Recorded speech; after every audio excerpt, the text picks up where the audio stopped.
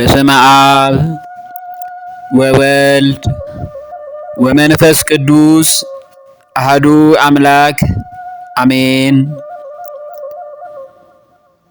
በክርስቶስ ክርስቲያን የተሰኛችው የልዑል እግዚአብሔር ቤተሰቦች የእመቤታችን ቅድስት ድንግል ማርያም የቃል ኪዳን ልጆች የቅዱሳን መላእክት ባለሟሎች እንደምን አደራችሁ?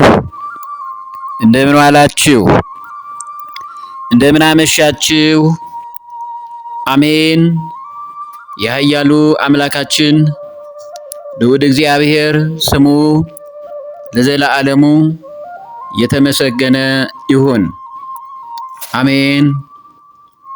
ዛሬ እንደ እግዚአብሔር ቅዱስ ፈቃድ ካለፈው ቁጥር 4-5 ትምህርታችን ዛሬ እንደ እግዚአብሔር ቅዱስ ፈቃድ ቁጥር 6ን ትምህርት እንማማራለን ማለት ነው። የትምህርታችን ርዕስ ኢትዮጵያዊነት በሚል ነው። ኢትዮጵያዊነት ደጋግ ነገስታቱን፣ ቅዱሳኑን፣ ጻድቃን ሰማዕታቱን፣ ገዳማውያኑን፣ መነኮሳቱን፣ መነኮሳያቱንና አባቶቻችንን ካህናት፣ ሊቃነ ጳጳሳቱን፣ ጳጳሳቱን፣ ኤጲስቆጶሳቱን፣ ቆሞሳቱን ሁሉ በአጠቃላይ የቤተ ክርስቲያን ሊቃውንቱንም አገልጋዮችንም ሰንበት ተማሪዎችንም የአብነት ተማሪዎችንም እንዲሁ የአብነት መምህራንን ጨምሮ ሌሎቹንም ሕዝበ ክርስቲያንን በአጠቃላይ መምህራንንም ያጠቃለለ ነው። ስለዚህ ኢትዮጵያዊነት በዚህ ብቻ ሳይሆን በሌሎች ቤተ እምነት ያሉ ወገኖቻችንንም ሁሉ ያስተሳሰረ ነው። ይህን ባካተተ እያልን ቁጥሩ ላይ ስንደርስ ሌሎች ቤተ እምነት ደግሞ ያለውን ትስስር የምናየው ይሆናል።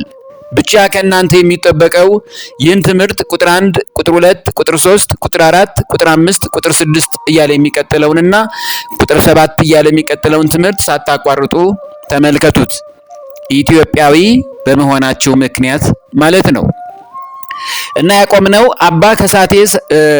አባ ሰላማ ከሳቴ ብርሃን የተባሉት ታላቅ ቅዱስ አባት ኢትዮጵያ ቤተክርስቲያንን ከፍ አድርገዋታል በሚል ነበር ያቆምነው። ቁጥር 1፣ ቁጥር 2፣ ቁጥር 3 እያልን እየከፋፈልን የቅዱሳኑን በጎ ስራ አሁን 4ኛው ላይ ደርሰናል። እንመልከተው። ይህ ትምህርት ቁጥር 6ኛው የሚሰጥ ትምህርት ነው። ቁጥር 4 የምንለው ከውስጡ ያለውን የምንከፋፍልበት ነው። መልካም። በ5ኛው መቶ ክፍለ ዘመን መጀመሪያ ላይ በ505 ዓመተ ምህረት በትግራይ ክፍለ ሀገር የተወለደውና በወሎ ክፍለ ሀገር የአገልግሎቱን መጨረሻ ያደረገው ታላቁ ቅዱስ ኢትዮጵያዊው ማህሌታይ ቅዱስ ያሬድ ነው።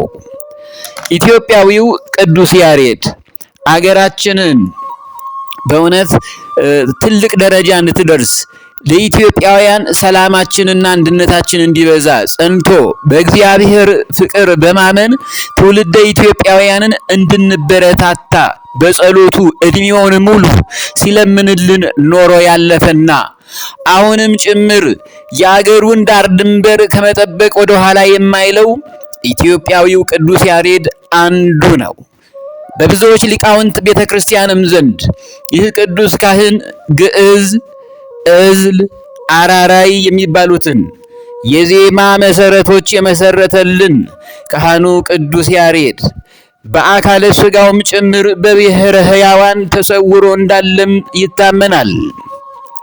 ሌላው 5ኛ ምንም እንኳን አገራቸው ቁስጥንጥንያ፣ ሮምና ግብፅ አገርን ጨምሮ ተወላጅነታቸው የውጭ አገር ተወላጆች ቢሆኑም እኒህ ተስዓቱ ቅዱሳን ለኢትዮጵያ ሀገራችን አንድነትና ሰላምን በጸሎታቸውም ጭምር ያበረከቱት አገልግሎታቸው፣ ስጦታቸው በቀላሉ የሚገመት የሚታይ አይደለም።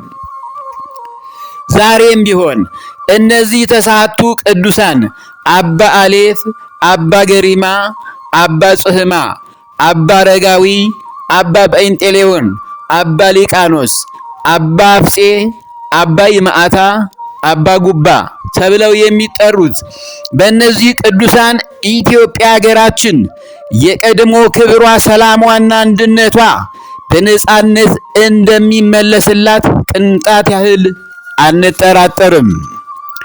ኢትዮጵያ ሀገራችን እና አባ ዘርአ ቡሩክን የመሳሰሉ እና አባ ኢየሱስ ሞዐን፣ አባ እስትንፋሰ ክርስቶስን፣ አባ ሳሙኤል ዘዋልድባን ወዘተ ለቁጥር የሚያዳግቱን ብዙ ቅዱሳንን ያፈራችልን ከልዑል እግዚአብሔርም ዘንድ የተመረጠች አገር ናት።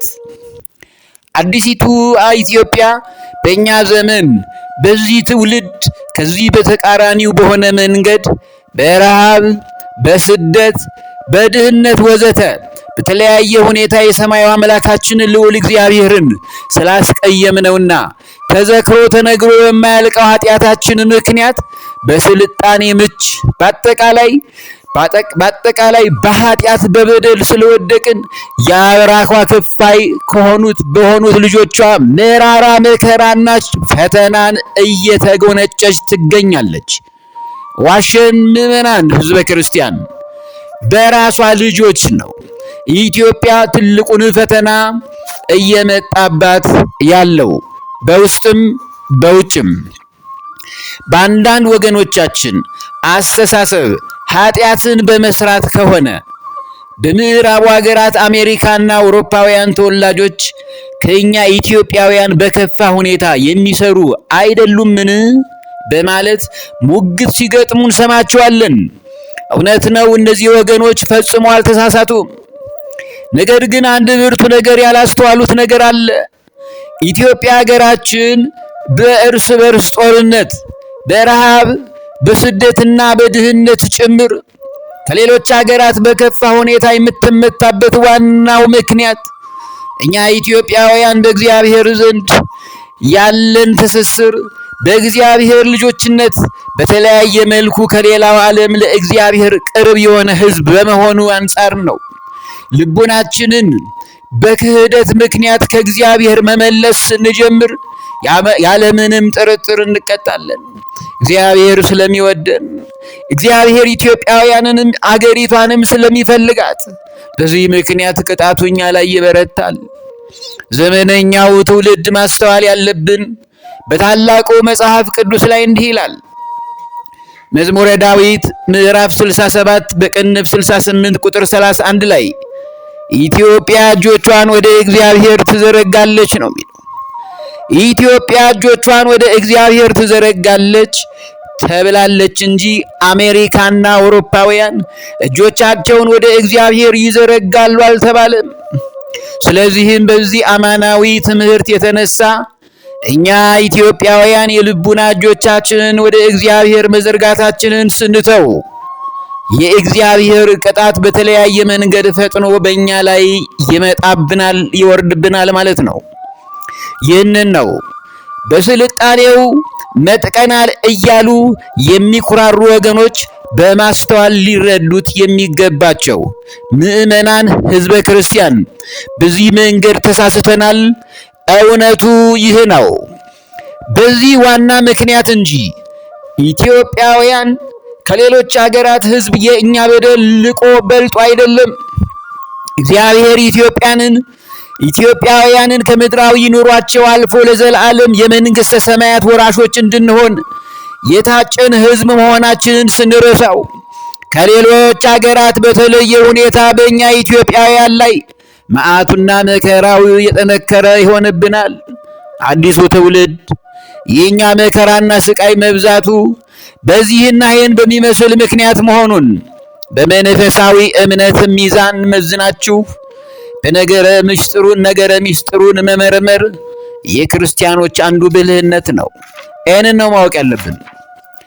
የምዕራቡ ዓለም ሰዎችና አውሮፓውያን የስጋን ነገር በማሰብ ብቻ ተንደላቅቀውና ተመችቷቸው ተዝናንተው ቢኖሩም የአእምሮ ሰላም ግን የላቸውም።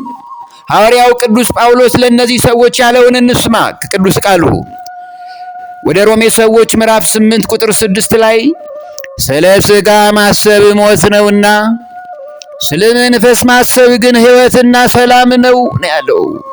ስለ ሥጋ ማሰብ ሞት ነው፣ ሁለት ሞት ይሆናል። እንደውም ስለ መንፈስ ስለ እግዚአብሔርን መፍራት ማመስገንና ሃይማኖታዊ ስርዓትን ጠብቆ መኖር በምድርም ሕይወትን እንዲሁ በሰማይም ሕይወትን በምድርም ሰላምን አእምሯዊ እረፍትን ያሰጣል።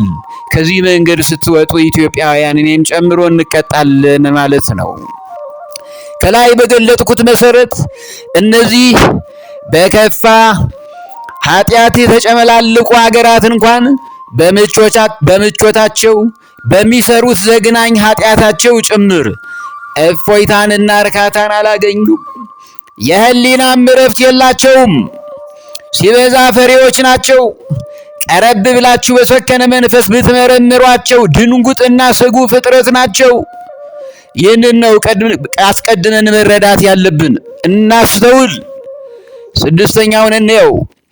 የትውልድ ሀገራቸው ግብፃዊ ቢሆኑም ስለ ኢትዮጵያ ሀገራችንና ስለ ሕዝቧ ለመቶ ዓመታት በዝቋላ ገዳም መላ አካላቸውን በውሃ ውስጥ በማድረግ ምሕረትን ለኢትዮጵያ ሀገራችን ሲለምኑላት የነበሩት ታላቁ አባታችን ጻድቁ አቡነ ገብረ መንፈስ ቅዱስ በዋናነት ይጠቀሳሉ።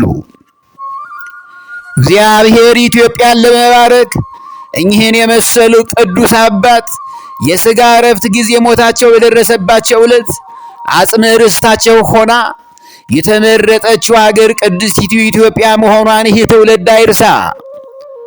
ጻድቁ አቡነ ገብረ መንፈስ ቅዱስ ከ562 ዓመታት ቆይታ በኋላ ዕድሜያቸው ሲያልቅና ሞታቸውን በዚህ ዕድሜ ሲወሰን ያረፉበት ስፍራ በደቡብ ኢትዮጵያ ሀገራችን ክፍል በሚሆን በጉራጌ ክፍለ ሀገር ልዩ ስሙ ምድረ ከብድ እንደሆነ ገድላቸው ይመሰክራል።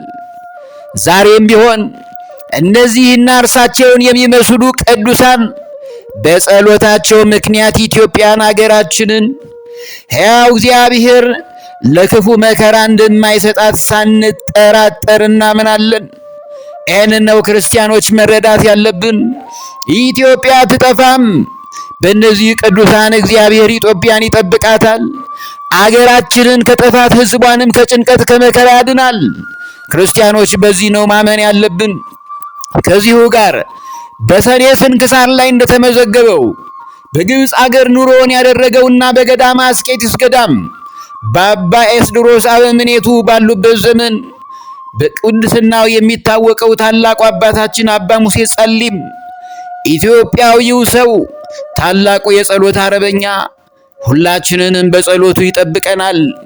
በእነዚህም አባቶች ቃል ኪዳን የኢትዮጵያ ሕዝብና ኢትዮጵያውያን ከተለያዩ ፈተናዎቿ ይድናሉ፣ ኢትዮጵያም ትድናለች። እውነቱ ይህ ነው። ሰባተኛው አንዲት ኢትዮጵያ።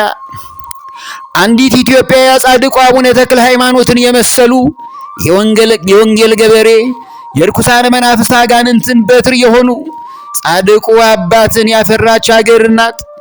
በገድላቸው ላይ እንደተመለከትነው ጻድቁ አባታችን አቡነ ተክለ ሃይማኖት መላዋን ኢትዮጵያን በጸሎታቸውና በተሰጣቸው ጸጋ ባርከዋታል።